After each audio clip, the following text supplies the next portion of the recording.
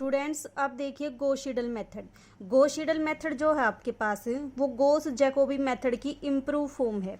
Improve form का मतलब कि उसमें तो हम क्या करते थे कि एक बार इनिशियल अप्रोक्सीमेशन लेके पहले उस इनिशियल अप्रोक्सीमेशन को तीनों इक्वेशन में पुट करते थे, फिर जो भी वैल्यू आती थी उसको फिर सेकंड में यूज करते थे। इसमें हम ऐसा नहीं करेंगे। इसमें हम क्या करेंगे, अगर आपके पास मान लो x1 की अप्रोक्सीमेट वैल्यू आ जाएगी फर्स्ट स्टेप पे, तो फर्स्ट इटरेशन में ही हम x2 और x3 की अप्रोक्सीमेट वैल्यू निकालने के लिए x1 की इनिशियल वैल्यू का यूज नहीं करेंगे। जो आपके पास इटरेटिव मेथड से आपके पास अप्रोक्सीमेट वैल्यू आई है उसका यूज करेंगे। ठीक है, तो इसलिए ये इसकी क्या है, जैकोबी फॉर्म की इम्प्रूव फॉर्म है। तो देखो कैसे करोगे इसको, वही प्रोसेस आपका कि आपके पास A11 क्या होना चाहिए, A12 और A13 से ग्रेटर होना चाहिए, A22 A21 और A23 से ग्रेटर होना चाहिए, A31 और A32 से A33 ग्रेटर होना चाहिए। तो ये सारी चीज़ें अगर आपके पास हैं तो x1 की वैल्यू कितनी आ जाएगी आपके पास, A11 into B1 minus A12 x2 minus A13 x3, ये आपके पास x1 आ गया। x2 कितना आ जाएगा, A22 B2 minus A21 x1 minus A23 x3 आ जाएगा। x3 कितना आएगा, 1/A33 B3 minus A31 x1 minus A32 x2। ठीक है, ये आपके पास क्या आ गया, x1 x2 और x3। तो देखो जो फर्स्ट इटरेशन होगा आपके पास, तो देखो फर्स्ट इटरेशन में हम क्या करेंगे, x2 और x3 को 0 लेके चलेगी। x2 को 0 लोगे, x3 को 0 लोगे, तो x2 और x3 की वैल्यू यहाँ पे पुट करोगे तो आपके पास क्या आएगी, x1 की फर्स्ट अप्रोक्सीमेट वैल्यू आएगी। और वो क्या आएगी, जब आप x2 को भी 0 लोगे और x3 को भी 0 लोगे या इनिशियल अप्रोक्सीमेट वैल्यू लोगे, जो भी आप वैल्यू लोगे वो पुट करोगे यहाँ पे, A12 x2 plus A13 x3। ठीक है, तो ये वैल्यू जब आप पुट करोगे तो आपके पास क्या आएगी, x1 की फर्स्ट अप्रोक्सीमेट वैल्यू।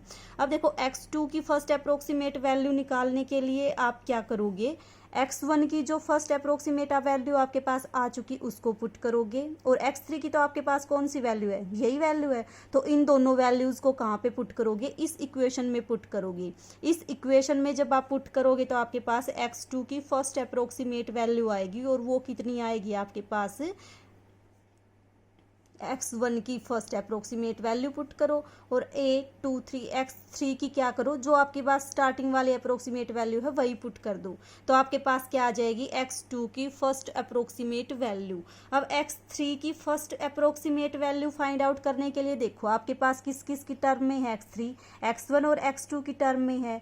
x1 की भी फर्स्ट अप्रोक्सीमेट वैल्यू हम निकाल चुके हैं, x2 की भी फर्स्ट अप्रोक्सीमेट वैल्यू हम निकाल चुके हैं। तो ये दोनों वैल्यूज कहाँ पुट करोगे, x3 में पुट करोगे। तो आपके पास क्या आ जाएगी, x3 की फर्स्ट अप्रोक्सीमेट वैल्यू आ जाएगी। कितनी आएगी देखो, x3 dash is equal to 1/A33 B3 minus A31, x1 की फर्स्ट अप्रोक्सीमेट पुट करोगे और x2 की भी क्या करोगे, फर्स्ट अप्रोक्सीमेट वैल्यू पुट करोगे।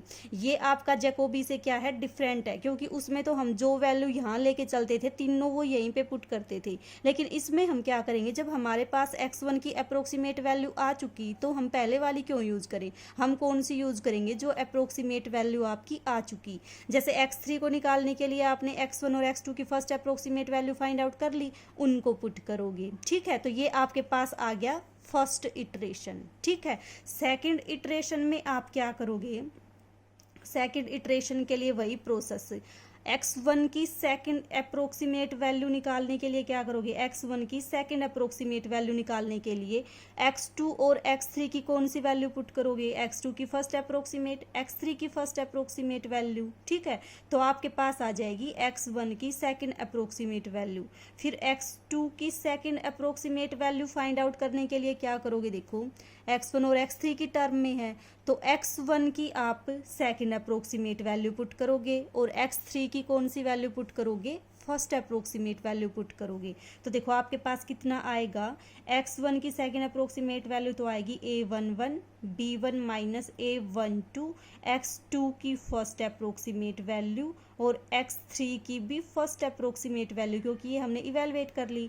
x2 की second approximate value find out करने के लिए क्या करोगे, b2 माइनस a21, x1 की सेकंड अप्रोक्सीमेट वैल्यू पुट करोगे जो आपकी यहाँ पे आ चुकी, तो x1 की सेकंड अप्रोक्सीमेट वैल्यू और आपके पास x3 की फर्स्ट अप्रोक्सीमेट वैल्यू। सिमिलरली आप x3 की second approximate value find out करने के लिए क्या करोगे, a33 से डिवाइड करोगे, b3 माइनस a31, x1 की भी सेकंड अप्रोक्सीमेट वैल्यू और x2 की भी सेकंड अप्रोक्सीमेट वैल्यू पुट करोगे।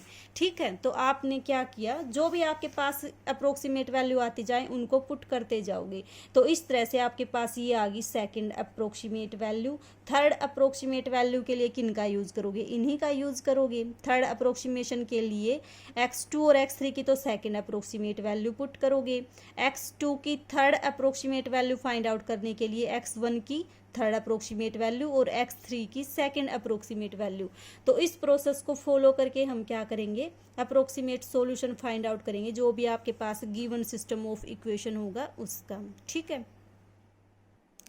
और जिन इटरेशन पे जाके आपके पास वैल्यूज सेम सी आने लगे उस स्टेप पे जाके हम स्टॉप कर सकते हैं। जैसे मान लो आप थर्ड और फोर्थ इटरेशन पे पहुंच गए, थर्ड इटरेशन में जो आपके पास x1 x2 x3 की वैल्यू हैं और फोर्थ इटरेशन में आपके पास x1 x2 x3 की वैल्यू है, अगर वो अप्रोक्सीमेटली सेम है आपकी तो उस स्टेप पे जाके क्या करो, उसको स्टॉप कर दो। ठीक है, और एक चीज़ और, अगर वो आपको थर्ड डेसिमल प्लेसेस तक फाइंड आउट करने के लिए बोलता है तो आप क्या करो, पॉइंट के बाद 4-5 डिजिट तक उन वैल्यूज़ को लिखो। ठीक है, क्योंकि कई बार क्या होता है जब उसको राउंड ऑफ करते हैं तो वो आपके पास क्या आ जाता है, अप्रोक्सीमेट वैल्यू आ जाती है। ठीक है, तो इसलिए हम क्या करेंगे, थर्ड फोर्थ इटरेशन पे जाके ये चेक करेंगे कि नियरली सेम वैल्यू आपकी आई या नहीं। जिस इटरेशन पे जाके आपके पास नियरली सेम वैल्यूज आ जाएं उस स्टेप पे जाके क्या कर देंगे, स्टॉप कर देंगे। तो ये था आपके पास गॉस सीडल मेथड।